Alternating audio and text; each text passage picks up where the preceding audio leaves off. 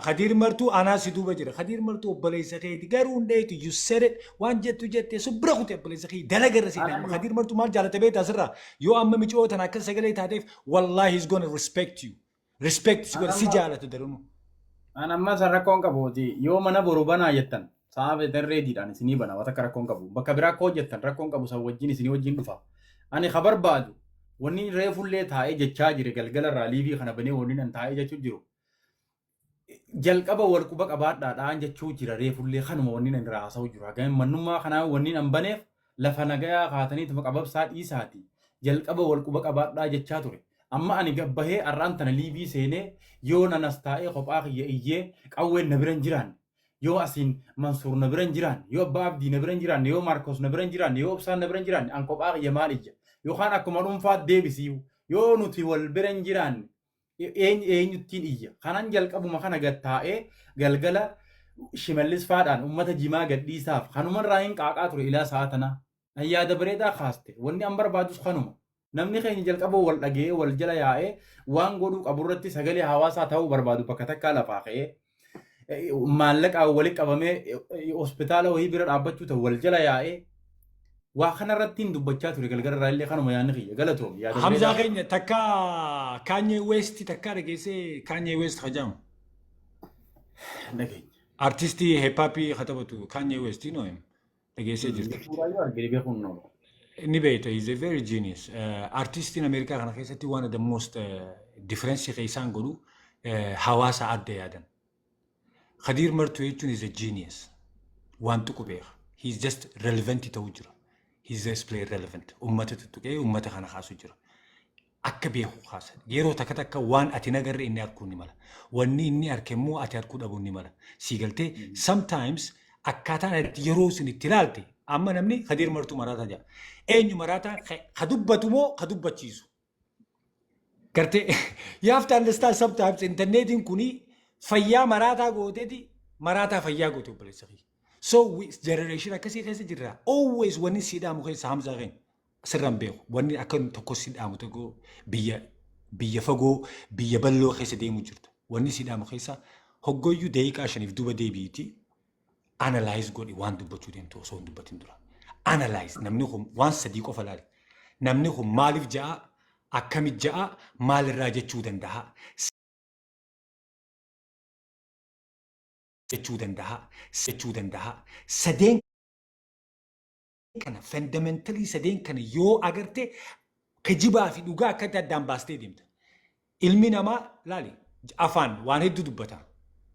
Afaan yoo laalte jecha yoo laalte ni nyaadhamta. Attention isaa laaluu qabdi yeroo takka takka. Jechoota soo qofa osoo hin taane akkamitti je'uu jira maalirraa je'uu jira maaliif jechuu jira. Faranjiin afaan faranjiiti maal jetti how you say things, what make you say things, why you say things. Sadeen kana ilma namaa kana fundamental sadeen kana barannaan irraa beeknaan abbaa beekte kijiba isaa akka laaltee agarta keessatti yeroo takka takka amma afaan inni dubba yoo takka takka jechoota darban. Jechoonni sun hammeenyaa fi miti biyya faranjii kana fuck off namaan jaanamni arrabaa miti.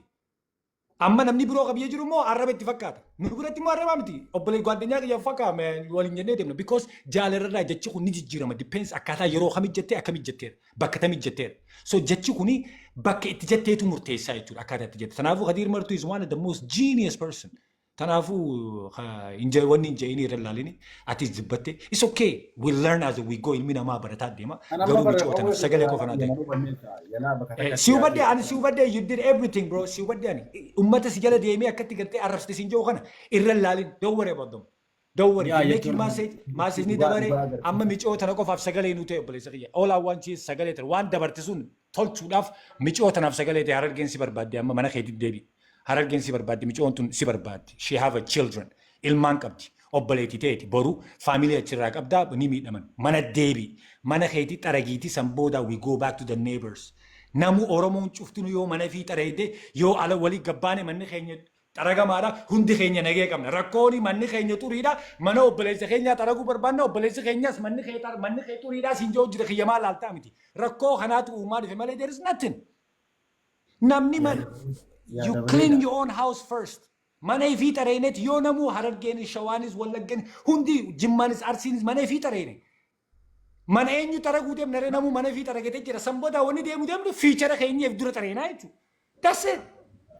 So irra laalini hedduu dubbachuun barbaadu abbaa abdii fooloo na deebisi galatoomi Hamza fooloo na deebisi isiniif erga poostara please baruu jala nafina guyyaa sadeen kana campaign godhu jira Dr. Nuruddin campaign godhu jira michoo suniif please you just want a peace man michoo suniif akka abbaan akka gartee abbaan ati sun mootummaan baasu barbaanna especially mayor Dirreedawaa suni we just want osoo officer irraa hin deemin mee waan bareedaa godhiiga officer ra bahu deema beete mee officer ra osoo beete mee lubbuu micoo tanaa tabaate haquma si baasii fiiga tamaayyii namni gidee officer ra bahu deemu waan bareedaa takka godha at least waan kana godhiiga ka ila ammaa sii dhiisna intaluma tana gallakki haqa sii baasii fiiga that's what we asking nothing else tanaan jechuu barbaade galatoomaa chaansii naa kan dhufeeti nin callisamma Hayyee eenyutu itti aana Maarkos dubbatteemi? Gammachiisi moo eenyutti aana?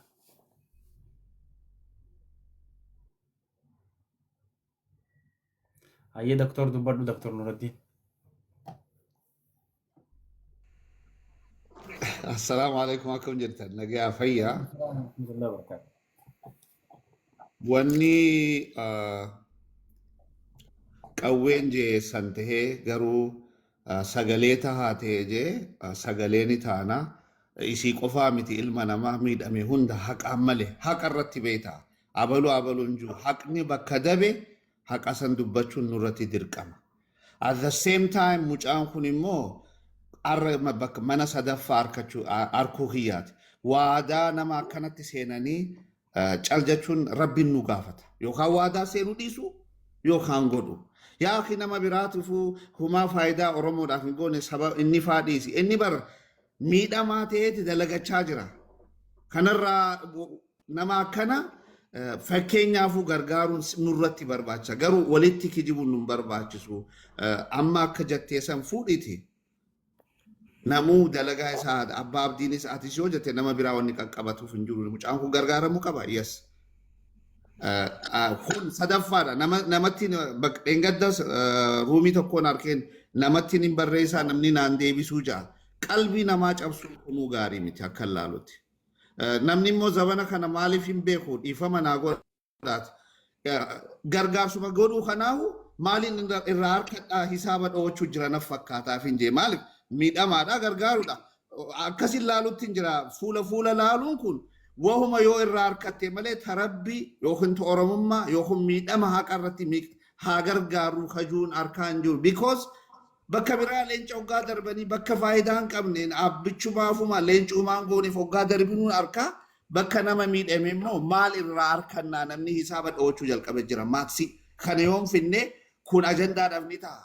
Kana yoon fide anis maalin harkadha yoo ta'e malee obsaan kun gargaaramuu qaba. Obsaan kun bara fakkeenya disability tahanii mana faamilii irratti kufan inni barmee disable ta'ee bar waan inni gurguruun arkee bara viidiyoo isaa arkeetiin ajaa'ibe deemee humna kanaan deemee gurguree arra nama fayyaa qabu Hamza ilmoo isaa guddisuu yaa ta'abani beekta akkamitti yaaddawa nama akka isaa dhiisiti dalagatee nutu dalaganne ilmoo kana ni yaanna inni immoo saba isarraa dhabuun barbaachisu.